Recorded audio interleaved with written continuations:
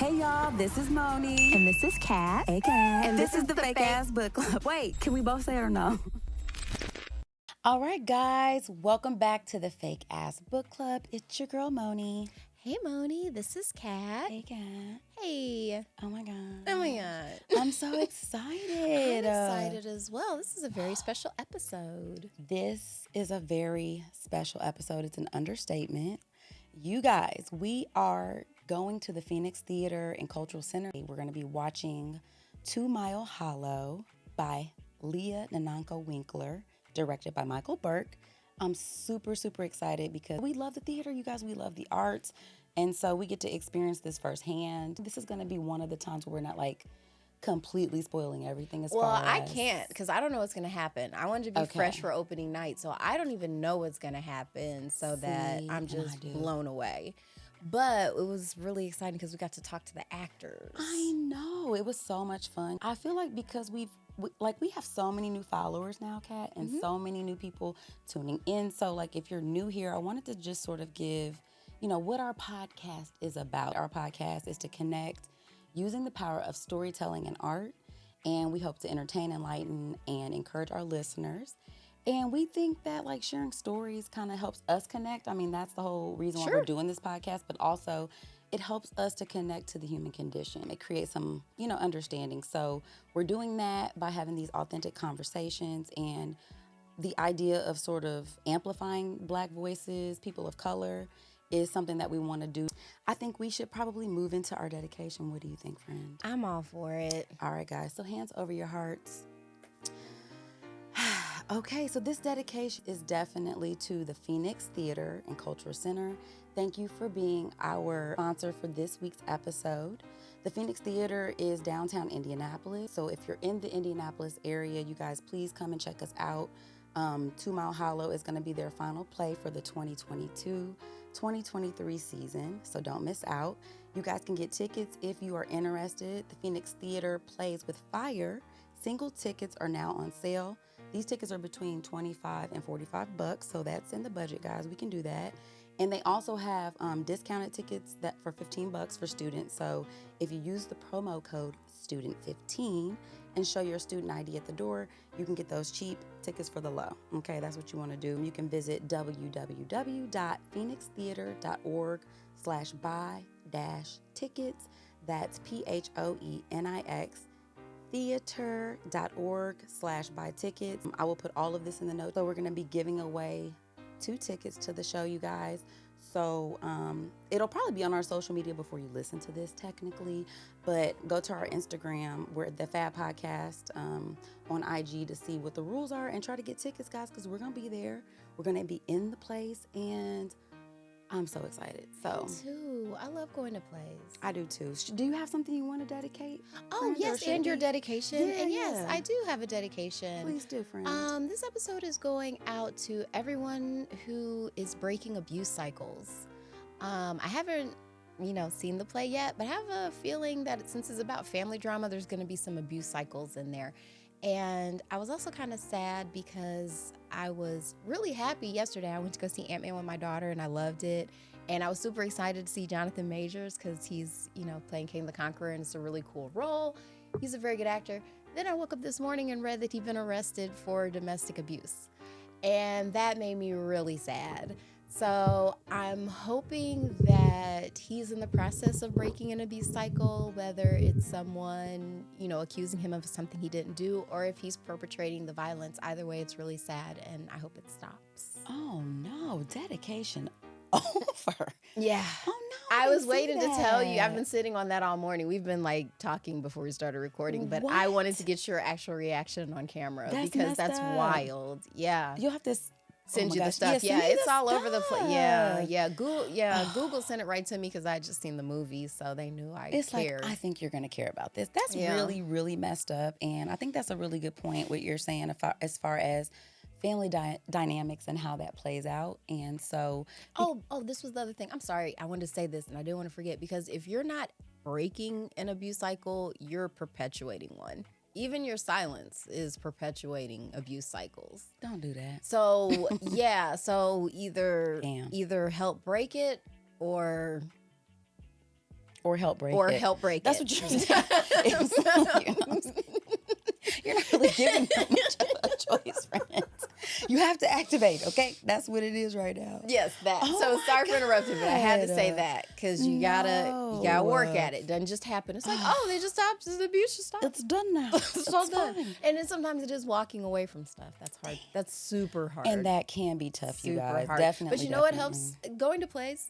Like It sometimes seeing does. stories, like you said in our mission stage, seeing storytelling, seeing stuff plays out, it informs us about ourselves and other people. It's really important. It's super important, and that's why we love using art as sort of the springboard for conversations, because it there's not one human person that can't relate to, you know, family drama on some level or another, or just like you said, just breaking trauma cycles, because it happens. It's part of the human experience. And so we're just super interested in facilitating those conversations, and this play is a fantastic way to do that. So why don't you do like a quick little synopsis about the play so people can kind of know like what it is, yo. Okay, it's going to be very little. It's going to be kind of, it's going to be in depth. You guys are going to like it. Okay, the Phoenix Theater presents the Indiana premiere of 2 Mile Hollow, a hilarious and insightful comedy by Leah Nanako Winkler and directed by Michael Burke. In this play, a wealthy white family gathers at their lavish Hamptons estate for one last hurrah before it's sold. They drink wine, spill secrets, and bicker, all while enjoying the beautiful view of the water. What sets 2 Mile Hollow apart is that all the white characters are played by actors of color, making for a hilarious and thought-provoking satire. Playwright Leah Nanako Winkler takes on the age-old trope of affluent white families escaping to their lake houses and turns it on its head with her dark humor and disorienting sincerity. I like it. Yes, I love it. I cannot wait. Like, this feels like this is going to be so much fun. Again, I did read the, you know, because I'm nosy. There was no way that I could be. I do like surprises, but I also was like, I kind of want to know what I'm in for.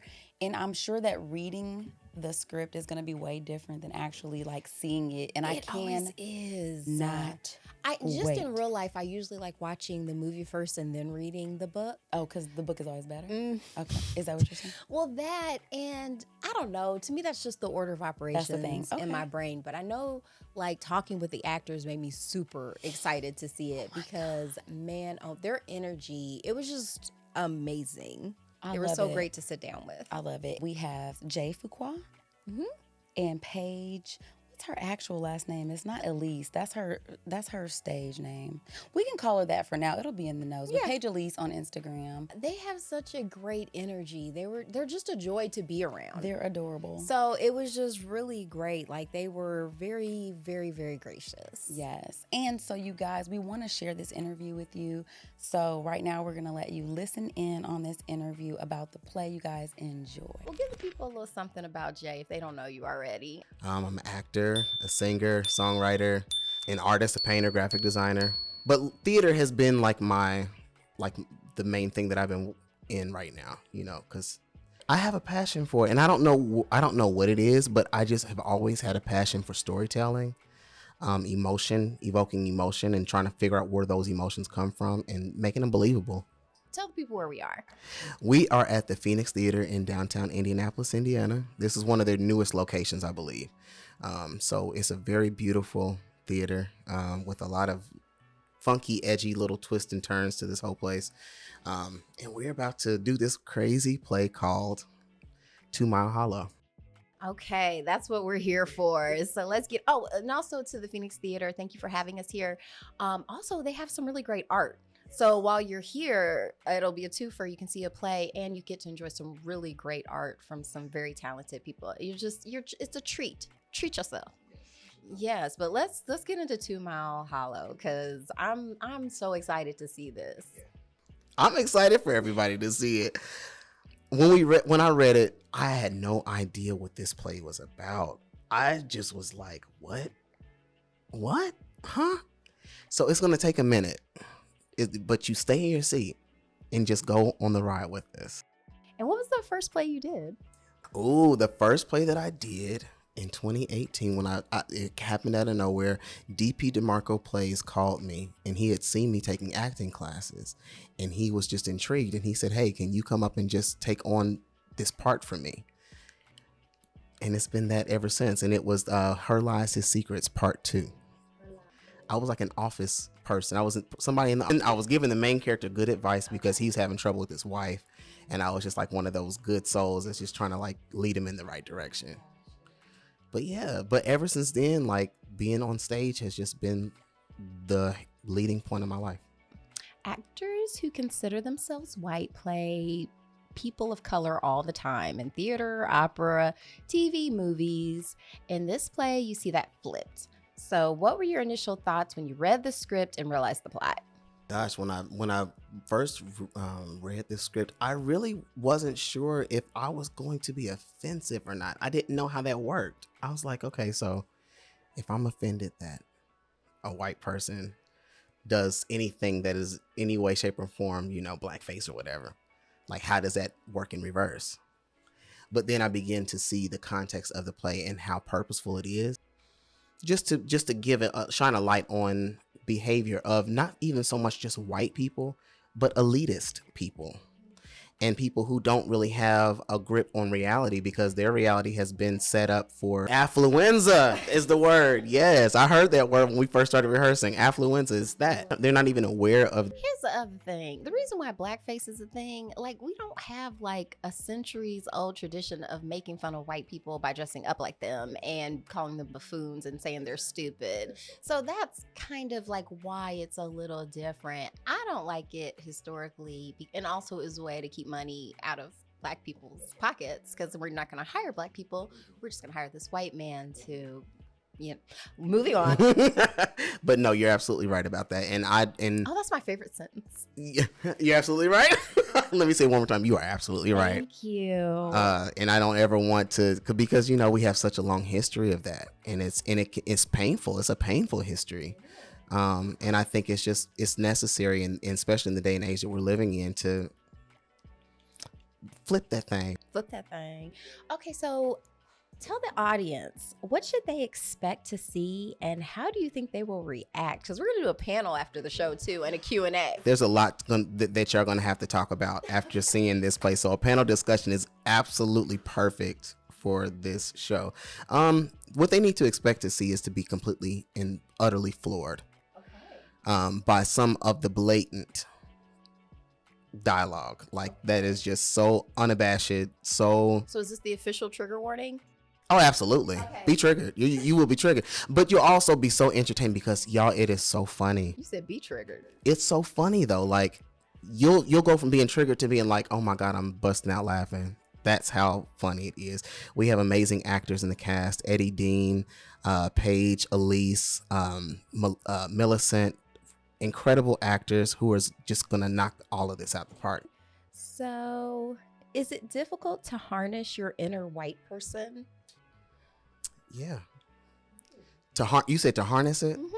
Yeah, because for the longest time I did not allow myself to be around white people that much.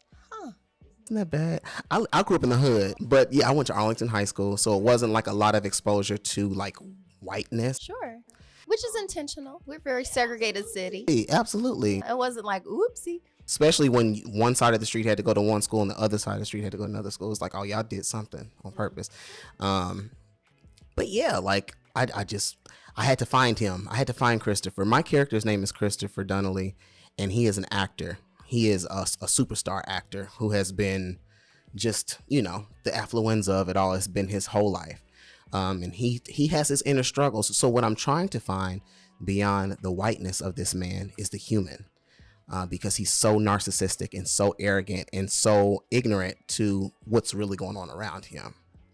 So I was more so focused on that. What was the most important part of becoming a character you are playing? Not just in this play, but any other.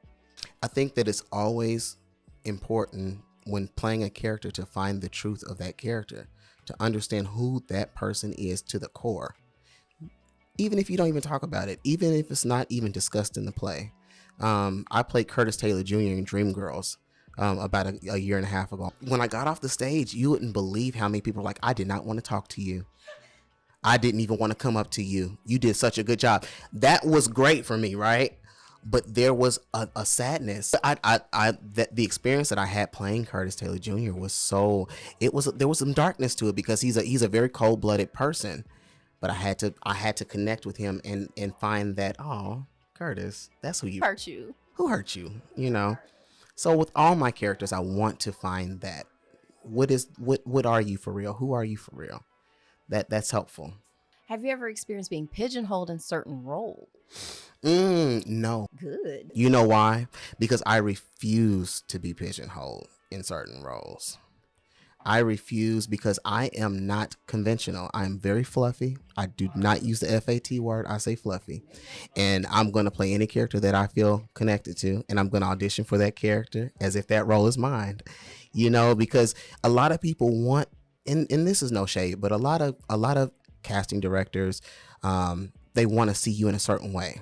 Oh, he looks so happy. He looks so jolly. He must be the funny one. He must be the jolly one. He must be, there must be something there that everybody can connect with. But I'm like, nope, we're going to do this my way. And if I don't feel connected to it, I'm not going to do it. What a pro. Oh my God. Listen, you can just tell he's got a passion for what he does. He really does and is so good at it. It's Thank a joy. you so much. That was really, really And dope. so then next we just talked to Paige to get a feel for her, and she's so bubbly. I love it. Like she's just, effervescent. I mean, if I was writing a character, I couldn't write a better character like for a amazing actress than her. Like she was just really, really fantastic. So yes, here's our conversation with Paige. Paige! So why don't you talk to the audience. What can they expect to see? Oh my goodness, you can expect to see a lot of crying and screaming and wailing and cawing, specifically like seagulls. So, okay. That's definitely a thing that goes throughout the play. It's just, like Jay says, a wild ride. It's ridiculous about this crazy family that is at their home in the Hamptons, spilling secrets and just letting themselves go a little bit off the white wine. Perfect. Okay, so I want to go back a little bit. Tell the people a little bit about you. So my name is Paige, of course. I'm an actress here based in Indy.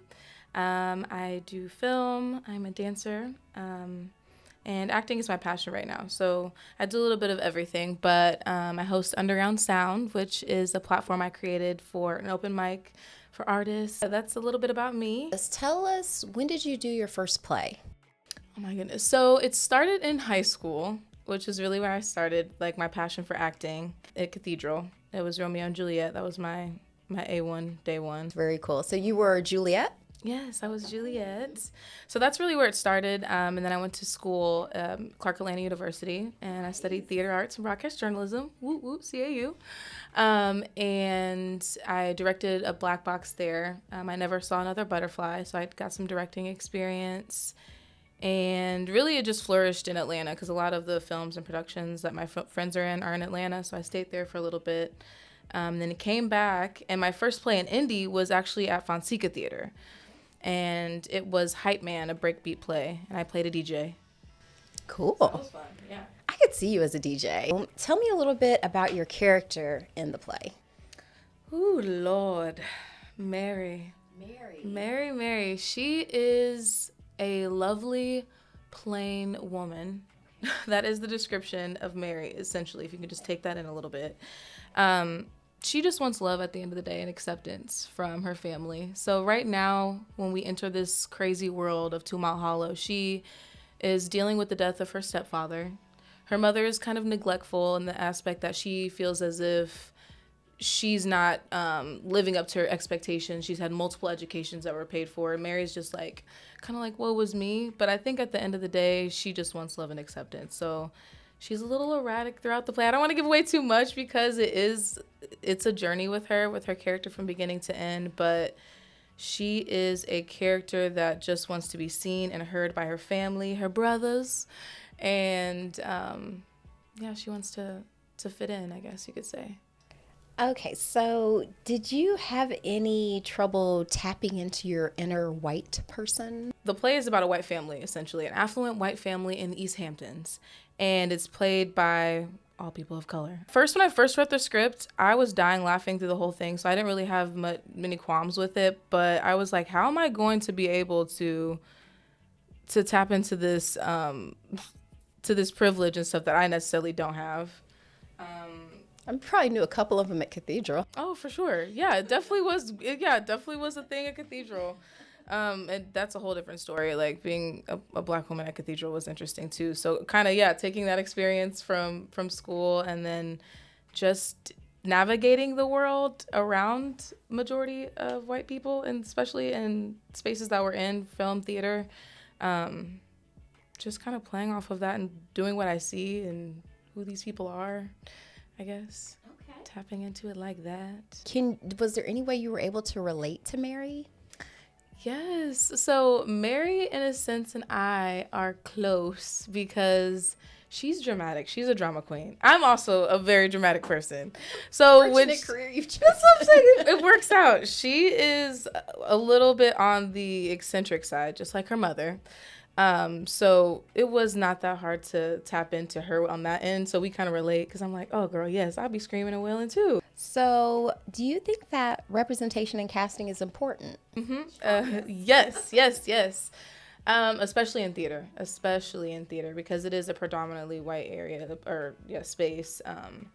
We don't get as much representation at all. And if we do, it's in the historically like Black plays or Black roles. And right, we just want to play people. This play, for example, I mean, at first when I heard about it, I was like, I don't know necessarily how I feel about it being a all Black cast or a specific cast. But then after reading it, I'm like, this is an opportunity for us to break out a little bit more and be like, we can play these different roles.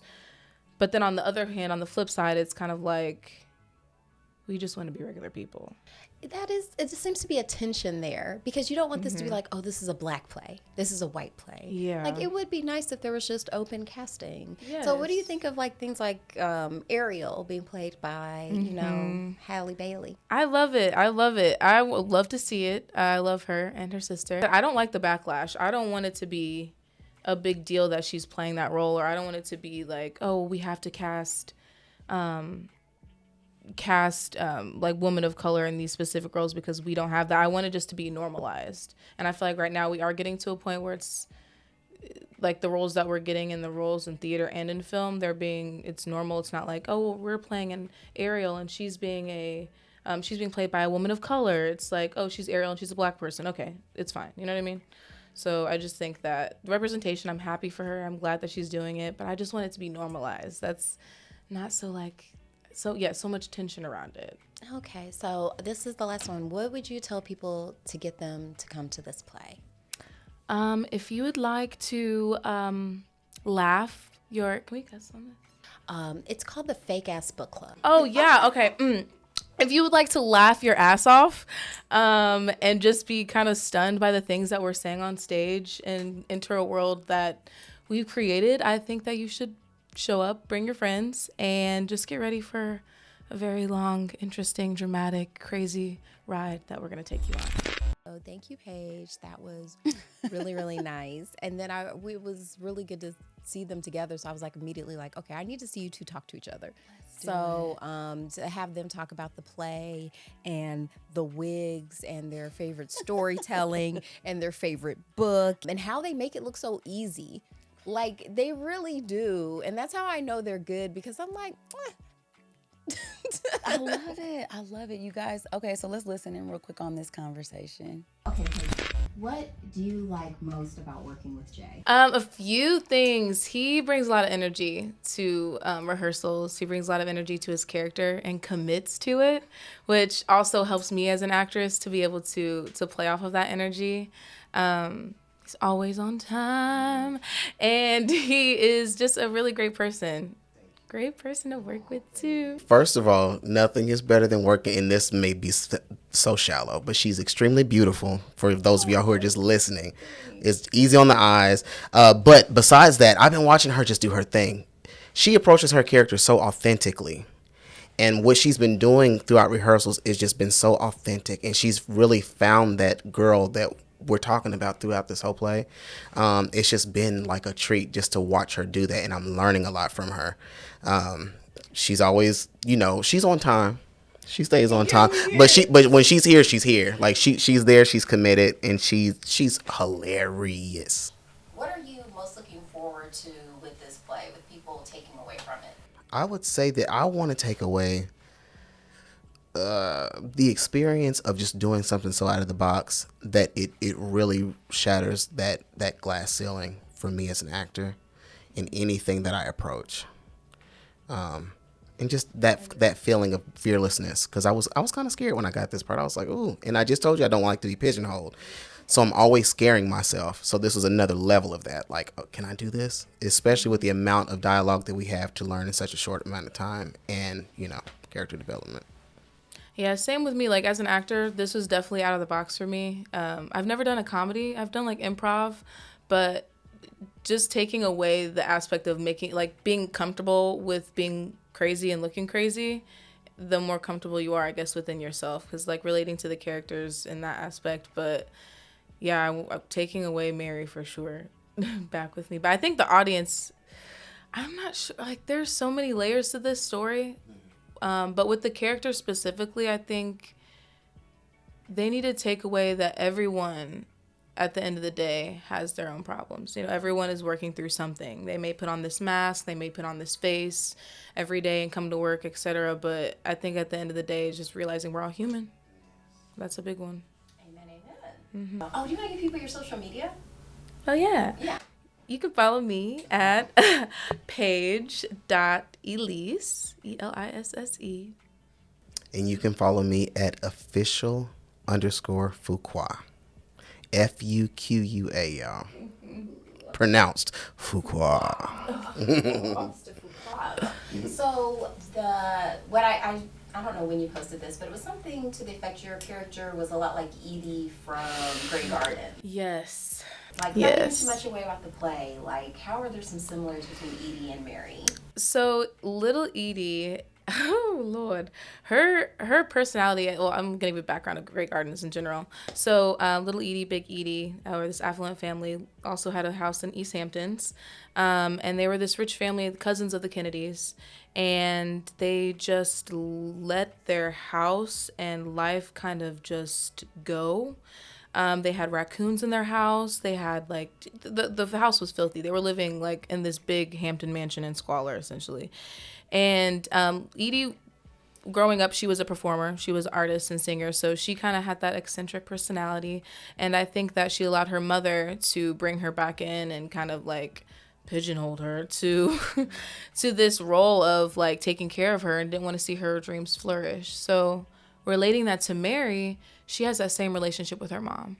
She feels responsible for her mom. She feels like she needs to prove herself to her mother in that aspect. But the crazy part of Mary, or the one where you can see little Edie's like running around with the flag and that dancing scene looking ridiculous.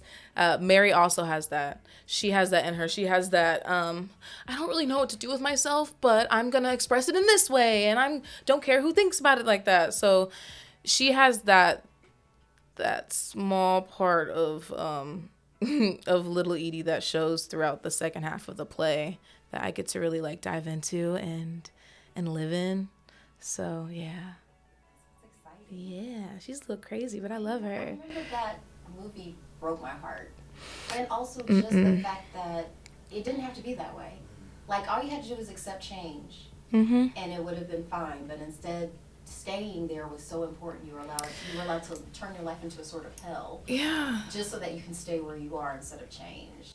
And she kept saying that she wanted to leave so many times. Like, in the documentary, she's like, I'm going to leave this house and everything that's behind it. And she was probably just like, one more day. And people, oof. Yeah. Okay, on to happier stuff. So, this is a fake-ass book club. Yes. So, do either of you have a favorite book?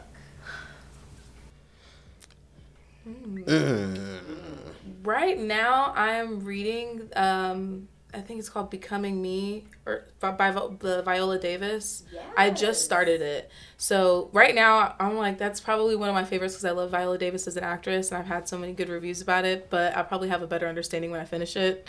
But right now, that is what I'm currently reading. So I'm like, my favorite book, I'm not right sure. That's a great one. We reviewed it on the podcast. Yeah. Yeah, it's a great book. All right, Jay. I don't know, y'all. I'm not a big reader. I'm not gonna hold you. But I do listen to books. Does that count? Audiobooks. Yeah. Okay. That's a good one. All right. Viola's book on audiobook. Oh, okay. Okay. So it's a big controversy on the show where people try to come for us because they said we didn't read the book because we did the audiobook. Oh. And It's the same we thing. push back a lot on that. Okay. So yeah, we are very inclusive. Thank at the you. Fake Ass Book Club. So now I feel a little bit more educated. Same. I did. The last book that I listened to was The Alchemist. Okay. But Yeah. Pablo, I forget the time. what's his Paulo Polo. Yeah, and I'm still digesting it. Okay. Yeah, I'm still digesting it. It was a big thing to read a few years ago, and I said, let me just hop on the bandwagon and see what this is about. So I listened to that. But I'll say my favorite book, and this is going all the way back 20 something years. I'm not gonna give away my age, but The Giver. Oh, that's a really good one. That book sparked my imagination. Have you read it? Mm-hmm. It's been a long time though, but yes. Long time. Didn't they make a movie out of The Giver too? Yeah. Okay, That was so really good. it seems like both of you are, since you're in this, arena, you like storytelling. So what is your favorite medium for storytelling? My obvious acting. That is that. Gonna go on that one. It's my favorite. I love to be able to embody a character, and just tell their story and like literally lose myself within character. That's the best. That's my favorite thing about acting. That's why I love it so much. So I guess my favorite medium would be through acting, because you can tell someone else's story so clearly and like leave yourself behind. Yeah. Yeah, I like that. I like plays as a form of storytelling. I love movies though because you can really get into their face with the camera and listen to them through their eyes. Eye contact and communication, that really is one of my favorite things about acting. So I'm hoping to get into film soon so that I can be able to do that. But, plays is a really good medium to tell a story. And I like to always try to figure out who is the real villain in this story. So what are you guys doing after this? We have rehearsal. Woo! Because you guys make it look easy. You really do. Entertainment looks so fun. Like, look at you guys go up there. Like, everyone's all beautiful. Everyone's singing. It's just a seamless. Oh, it must just be just laying around eating figs. Oh my God. All the time. That's exactly what it is. Right, and that's why everybody's not built for it. Like, when you have a passion about something, you're going to make it look like the easiest thing. But there is so much that goes into acting and being ready. Like, if y'all understood what it takes to learn lines and how they're supposed to be written or spoken, like, all of that is a lot. And then believe it and then become it.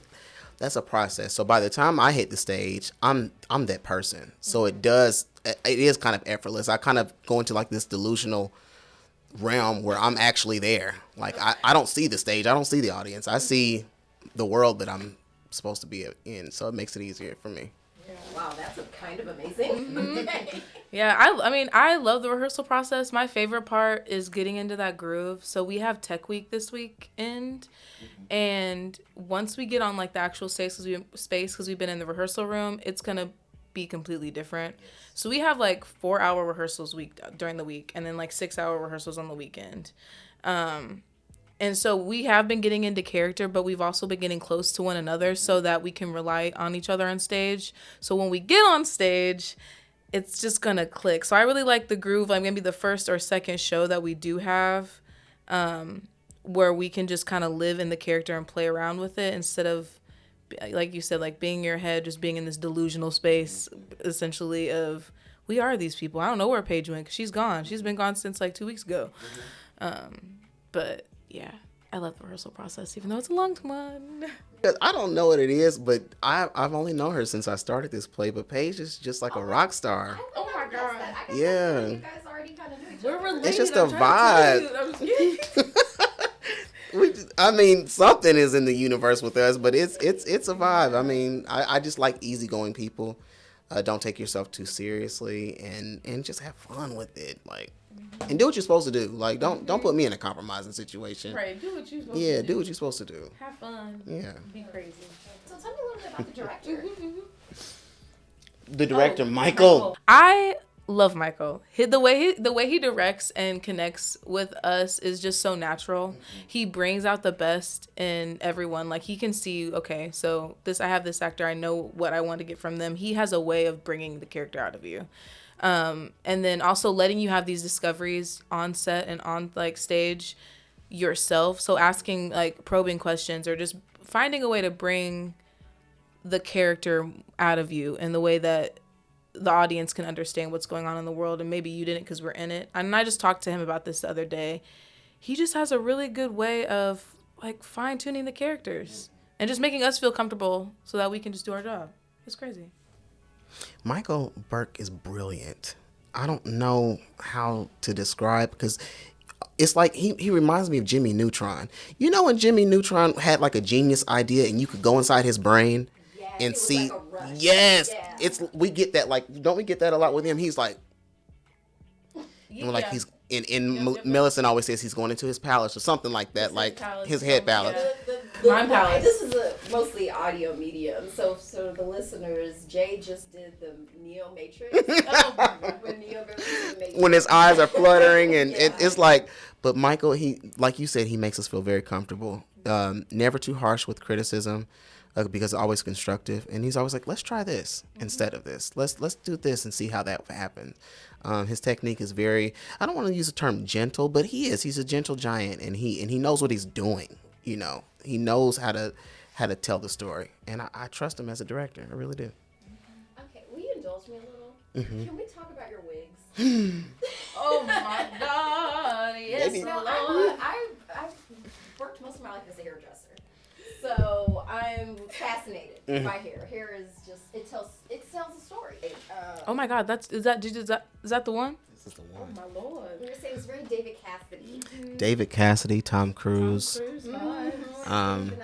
Vanilla Sky, definitely. One of the Mission Impossibles that he just wanted to have long hair. Okay. But yeah, I mean, this is Christopher Donnelly. Yeah, okay. This is Christopher Donnelly. So does it help when? So what's the difference between like a dress rehearsal and just a? Oh. Do the clothes and makeup and the hair help? Oh my God, yes. Okay. For sure. That's the best part for me. I'm like, oh, I'm actually, here we go. Mm-hmm. I'm married, and yeah, it definitely helps for sure. Yeah, you go away for a long time. I mean, like, anytime I put on my costume, I'm always like, I believe that Halle Berry said something a long time ago when she did Dorothy Dandridge. She said that she put on the dress and the dress started like floating on its own, and she became Dorothy Dandridge. It's kind of like that. It's giving magical. Especially this wig. This wig is magical, baby. I don't know nothing about hair, but let me tell you something. You said this is it. This is it. This is the one. The volume. The volume. Yeah. Do you think I'm a crier? Do you think I'll cry? You may cry. Yeah. I cry at a lot of stuff. Yeah. You will cry. Let me tell you something. Mary is that character that everybody's going to connect with in some way, shape, or form. As much as she seems goofy and off the wall, you're like, I feel you, girl. I feel you. So if you cry, it's going to be her fault. Oh my gosh, don't say my fault. What about your fault, Christopher? Oh my gosh, here you go, Mary. You're going to be laughing. You'll be laughing more than crying, for sure. You'll be laughing. Yeah, for sure. Is there anything else you want to you just have to know about the theater, the play? Yeah, Phoenix Theater is awesome. They're creating spaces for people that look like us to have a voice, to be heard, to be seen. So come out to 2 Mile Hollow, and yeah, just be prepared to laugh. Where can people get tickets? PhoenixTheater.org, or you can go to their Instagram page, and they have a link in their bio that you can click. Oh, also, here's another one. They have $10 tickets for Industry Night, so March 30th for the play. So if you get tickets online and use the code they have on their website and on Instagram, you can get it for $10 for that day. Oh my gosh, they're adorable. And I love how they brought up the director. Michael Burke, let's go. Yeah, it seems like that's a very important part of a production that really seems to a lot hinges on that. And it seems to be good. Because I feel like it's like having a coach. And they always make it seem Absolutely. like you have to be like super aggressive and loud to be don't. heard. But I You feel like don't. some of the best coaches are kind of soft spoken. Like you think of Pat Riley and Tony Dungy. They weren't some like rah, rah, rah, rah, rah. They got the job done without, That's a good you know. point. Well, and it's like we don't always see that demonstrated, which is why storytelling is important, because like it's not always from one vantage point. So like when we get to hear stories that are, you know, from somebody's voice where it's like, you know, I'm not like overpowering you. But I'm still directing you. I'm still taking the lead or whatever. And so I was looking at Michael Burke's website, which he is adorable. First of all, like check him out. Oh, He is you know I love giving. a beard. He is so cute, and I can't wait to talk to him. But he had something on here that made me feel very like, okay, I can't wait to see his interpretation of this story, because again, when you're a director, I mean, it's not necessarily your story that you are bringing to life. Right. He's not the writer. You're the visionary, though. And I just dedicated our last episode to people like him, because I feel like sometimes like what's in your mind and like what's in your creative sort of space, it can be hard to get it out by yourself. And I think it's really cool to see other people's interpretation of how they see your story. And so I wanted to read something he has on his website that I thought was super dope. He says, and these are his words, my theater is one that fosters and celebrates your imagination and belief. Rather than realism, I practice thealism, stagecraft which feels real, truthful, honest, regardless of whatever it appears in real, imploring impression and suggestion to invite you to create a story with us, like Black Church and Ballroom. My work is participatory, call and response, communion. Your active presence completes the experience. Imagination and belief become the greater equalizer, enabling all of us to truly see ourselves in one another, providing that despite our perceived differences, our many truths, we are all only human. And I really, really like that. And I'm really excited to see sort of that approach applied to this story, because again, like, you know, we have these people of color playing white characters, and I mean that in and of itself is a conversation piece. I think that's a super dope sort of take and very interesting, and so I can't wait to see how they bring this to life. I liked when Jay brought up how when Michael's getting an idea, it reminds him of the look Jimmy Neutron would get. Did you watch Jimmy Neutron? Like I remember he would have Jimmy Neutron. Yeah, because they just couldn't say enough how much of a genius he was. So I thought that was a very apt analogy, and it was an excuse for me to talk about Jimmy Neutron. I don't get to do that enough. Listen, I'm elated for the opportunity. You know, this podcast continues to inspire and make me so happy, because I feel like we are being given so many opportunities. We're earning these opportunities because we're working hard and we're doing this thing and we're creating this content. And I mean, this is kind of like, I won't say like the dream, but like this is kind of like how I saw it going. Like I really wanted to Then be why able can't to it be the connect. dream? It's the ultimate dream. There we go. Actually, it's the ultimate dream. I'm like, why are we like saying? No, like, I don't know. We're demoting Thank it you. from It's dream like, status. no, don't do that. Sorry. See, this is why you're here. Keep me together, friend. Like, let's make this slightly less joyful. No, I know. I'm always like, I don't know. We gotta kind of like bring it back. You gotta hedge. I know I shouldn't do that, but I'm just so excited. It makes me, because when I get excited about stuff, I'm like, the rug is gonna be ripped from up under us. But that was Frank and Marie Barone from Everybody Loves Raymond. You can't Great get show. too happy. Can't get too then, happy. Bam. That's when they're gonna get you. That's when it happens. But no, I actually want to sit fully in this moment of just feeling proud of ourselves, because Oh God, yeah, it's gonna be fun. the ultimate goal has been high five High fives. to make this into a business. I think we wildly did it. thankful. We're nailing We did it. Okay. So we just gotta keep doing it. We just have to keep doing it, you guys. Hopefully you can join us. If you guys, by the time you listen to this, I think you still have time to buy tickets. Oh yeah. So definitely do that. Hopefully you guys enjoyed this episode. I was super excited about sharing this with you. We will be at the Phoenix Theater and doing sort of a March panel 31st. chat, and just kind of talking about our impressions of the play, what we And thought a about Q&A. it. And then at the very end, we're going to open it up for the audience to kind of like give their questions. So I'm really excited for the opportunity. This is going to be so much fun. Oh, and guess who else will be there? Friend of the show, Ebony Chappelle. Oh my God. We're like whenever we get to work with her, How we're could I excited. forget? And This was just an excuse also because I like how when we were on Harder Brunch, they pointed out a big part of podcasting is just so that you have a built-in excuse to hang out with your friends. Yes, it and is. lightweight, we'll just schedule stuff because it's like, I need to see you. I need to see you, friend. So, you know, we can call it work, whatever. But yeah, Listen. so she will be there on the panel as well. So I know. look Thank forward you, to it. Ebony. We appreciate you. It's going to be Yes. so much fun. So it's like the three of us get to just kick it, hang out, talk about the play. And oh my gosh, I'm so excited. Yes, and also spend some times with the actors who are so generous with their time. You guys are fantastic. Thank you so Yes. much. Thank you for making it happen. You're making our episode a really fantastic this week, and we can't wait to come out and support you guys and see all the hard And work. thanks for nurturing your gifts and going after your passions. It's not easy. It's so scary. It's inspiring. It's so scary because it's one of those arenas no one's ever like, go into acting. It's so stable. It's so stable, and you know you you're have to love definitely- it. So thank do. you for loving it. Absolutely. And that's what we like to inspire to you guys, you know, like being involved in stuff that actually makes you feel good and kind of nurtures that side of yourself that sometimes like life doesn't,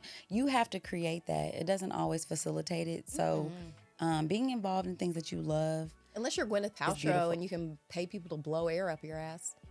Ew. That's a real thing. Look it up. That was in the rounds this I past didn't week. realize that was a. It's not a thing. Don't do it. She's some kind of ozone therapy where they're throwing ozone O3 up your ass, which it's it's so stupid on so many levels. Don't listen to this woman. Like she's. It's the same thing of like y'all can't listen. Like we're not here. Like people are just giving their perspective, and it's a super rich. She Giving could be back part is- of this family here probably, and it's like the out of touchness that the exists. affluence of it all. The affluenza. It's your Because- affluenza showing. Tuck it in, love. Yeah, like you should. Ooh, Just drink water, you know, and get good sleep, and probably like, you know what I mean. Like there's some basic stuff you could do without blowing air up your I can't ass. take health advice from this person. I just can't. Yeah. And so we're just encouraging you to take it with a grain of salt. Like, listen. No, don't even take it. Just listen to doctors about, not just doctors. I'm just saying but when you in not actresses. I'm like, saying they don't know. we're gonna yes and me because what I'm not saying, I'm saying like you can take in people's perspectives, but it's not necessarily what you need to do for your medical advice. I'm sorry, When I you're can't listening take to in people's things, perspectives. you do though, because anytime you're watching something, like people watching this right now, you might not agree with I us, put but up you're a taking force it in. field, so I can't take it in. So that's exactly what I'm saying. So yes and. So you are still gonna be. You're still I'm being. not taking it in. No, there's a force field. I can't take it in. It goes like, If you oh, hear it, you're taking air it ass. in. We disagree on that. You're taking it in because you hear it. You have to take it in order to be like yes or no. So I'm just saying, like, you're going to be bombarded with stuff. And so just use your discretion, you blizzard of guys. it, like, It's a use an blizzard umbrella. of BS. And so, Yeah. you know, keep that in mind. They're not But professionals. now you're paying for it. It's Don't do expensive it. poison. They're so not it's about the to do best. that. They're not about to do that. They ain't got the money for Yeah, that. a lot of people are though. People, you just said it was expensive. A lot of people are not going to do that. A lot of people have money too, though. How much Goop is worth? It's a stupid amount of money. Like it's almost $1 billion this woman has made off of this thing. Like enough people are doing it that she's gotten. Listen, I'm trying to She's get made more that. money off of it than acting because she's also not a very good actor, but also has an Academy Award. Whoa. And Angela Bassett doesn't. I'm kind of in the bag now. now.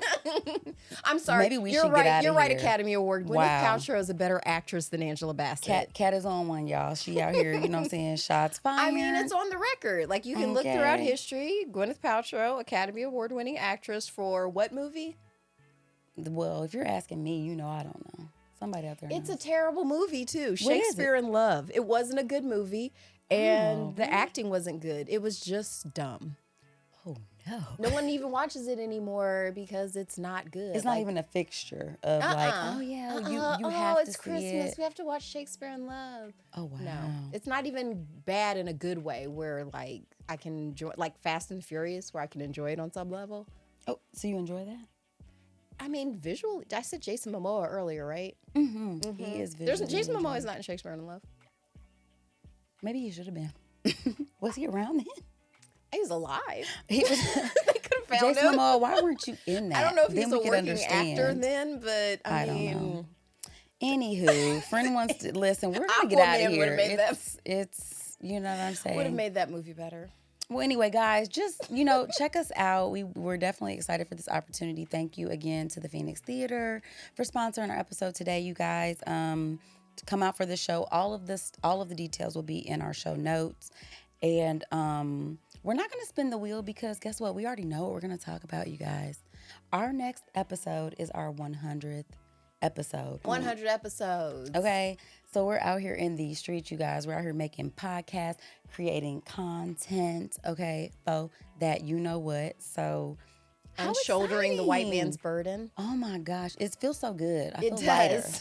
I feel lighter now. It's like I don't have to carry that anymore. Don't have to do it. Shedding all that. Shedding it away. Making guys. our ancestors proud. Yes. Hopefully. But yeah. You ever think about that? Like if No. Oh, that's just me.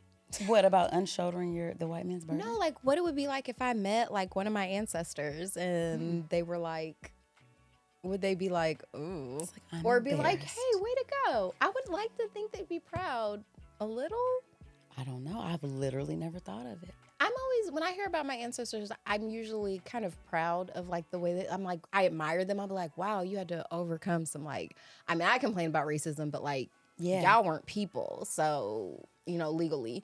So that was a lot to overcome and still keep going. So I'm always inspired by that. But it's like, would they look at me and be like, that wasn't worth the sacrifice? Oh, that would be sad to think about. It is. I don't know. I feel two ways about it. I think it could go either way. I think they could look at you and think, you're soft.